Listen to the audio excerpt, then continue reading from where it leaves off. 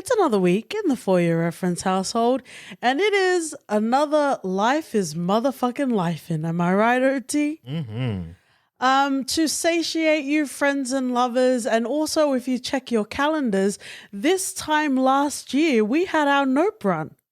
We did. Fast interview. Fucking wild. Welcome, friends and lovers, the OG day ones. And for those of you that have met us along the way, we have had this podcast since February 2019. But like OT said, August 2022 was our first interview press junket sort of run. Mm-hmm. How are you feeling? Wow, it's been a crazy year. Both for the pod and our lives, and wow. Our pod and our lives, absolutely. Currently in our catalog, friends and lovers, if you're looking for the usual sumptuous, delicious full review sort of formats that we do, we currently have 200 plus review episodes. And overall, we have 257 episodes on our podcast feed, and 17 of them are interviews, OT. Mm-hmm. It's very exciting. We thought we would do something special until we meet you in another similar format. I love, well, first of all, you, OT. If I can be nasty and vulnerable and splooshy on the main if you're nasty. But it's always fun preparing interviews with you, and especially for the first one, we wanted to have a signature FYR sort of question. And if you're familiar with our formats of our reviews, we always end with a recommendation of if you enjoyed this or if you wanted to see it done or approached in a different way, you should check out this film/TV show. So it's been so fun to be able to ask a lot of the filmmakers this sort of question. So we're going to cut to this compilation in a moment, but I would strongly suggest, friends and lovers, that you definitely check out the Jordan Peele episode, just because of the fact that we only had 4 minutes and right off the top, OT was able to get to Black Joy. Of course I did. And in our household, we will always champion that. Mm-hmm. Folding chairs and otherwise. I don't know where OT's VPN is. It might be in Alabama, but we'll be brawling.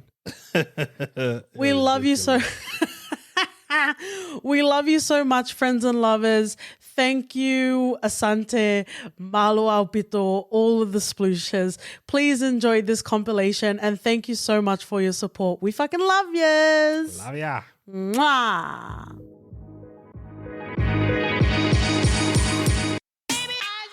We finish off our reviews with a recommendation. So what would you pair with Nope as a double feature?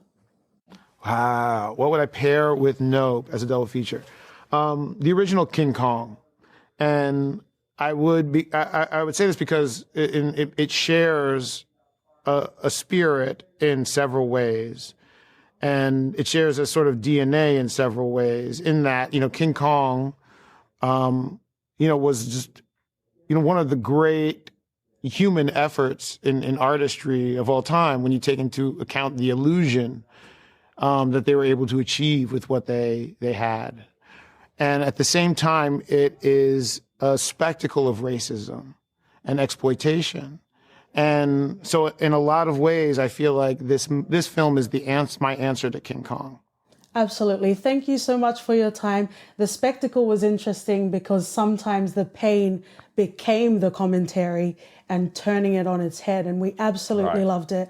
Grab your lovers, grab all of the snacks, and really enjoy a double feature of Nope and King Kong. Thank you so much, Jordan Peele. So we finish off our reviews with a recommendation. So what would you pair with Infinity Pool as a double feature?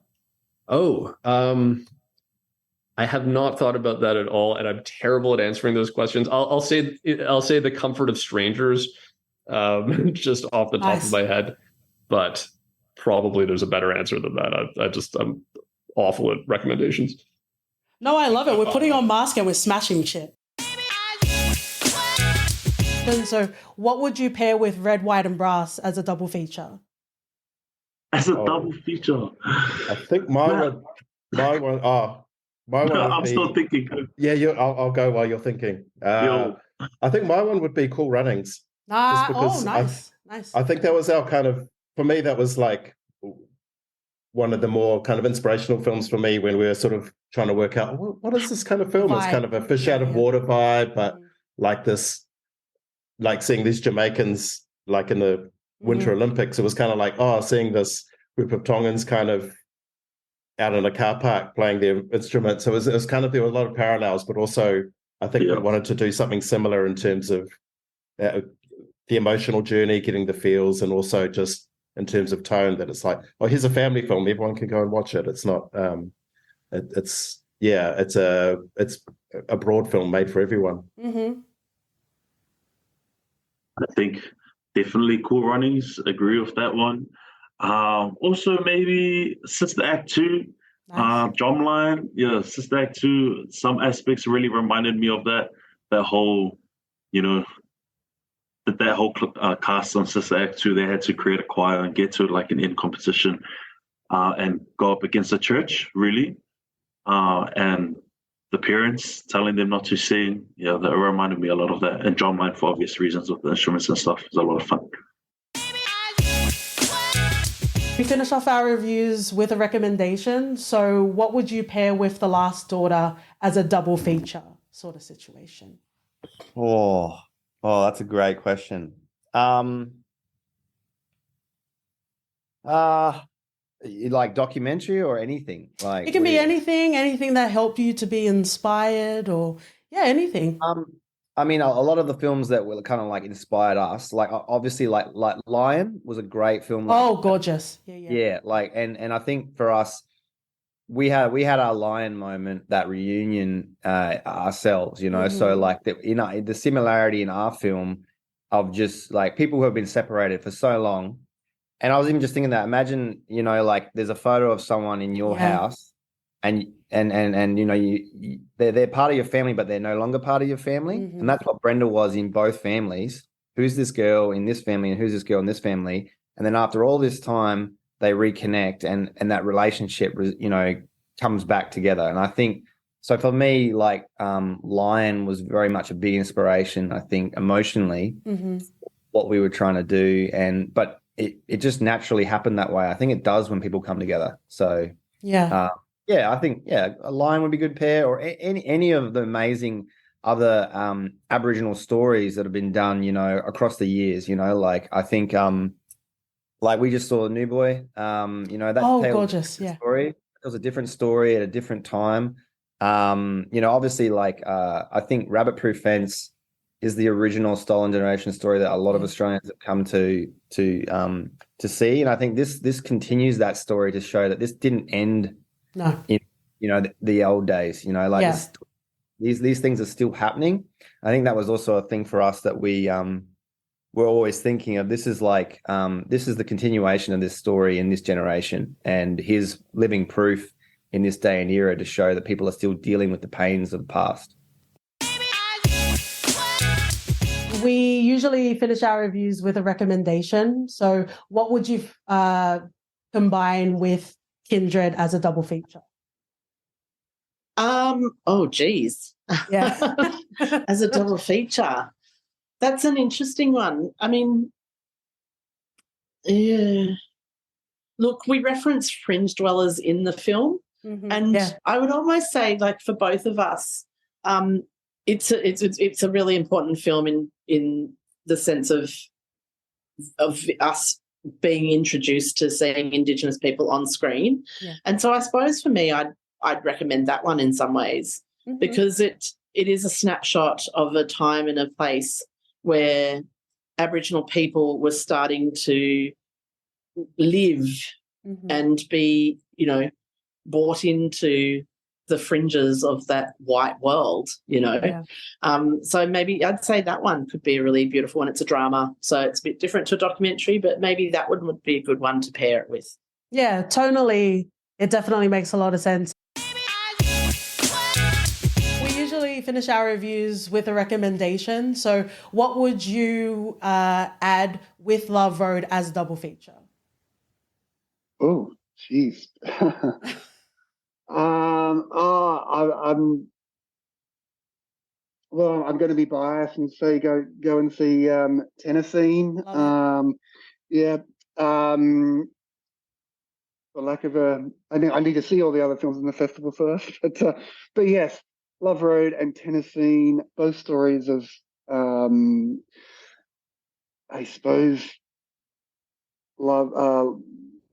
I don't want to give away too many spoilers, but it's all because but I suppose of love challenges. Let's put it that way.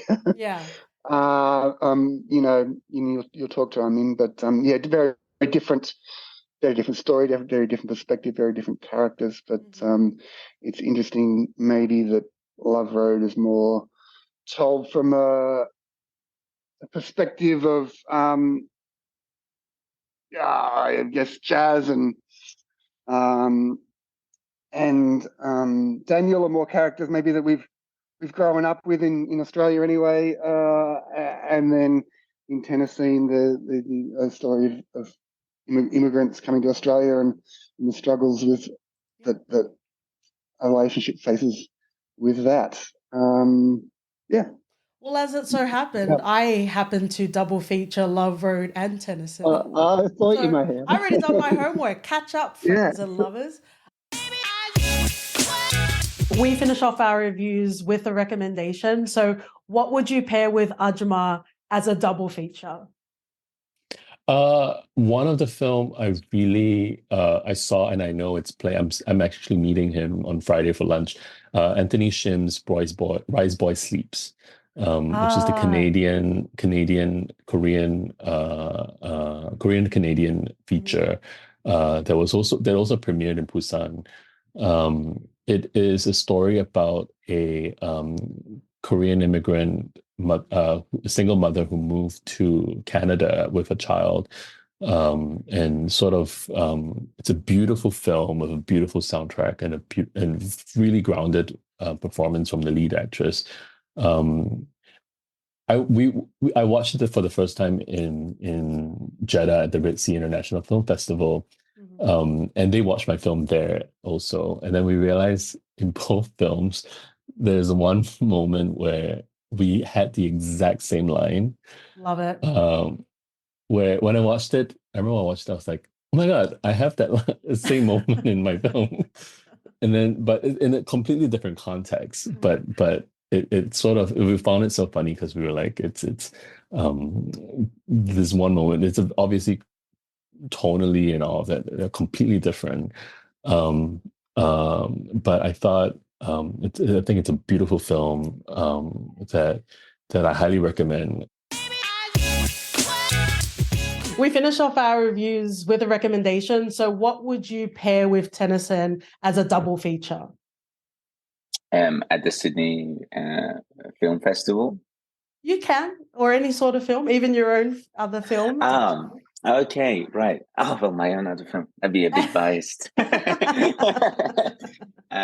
I'll look at the programs.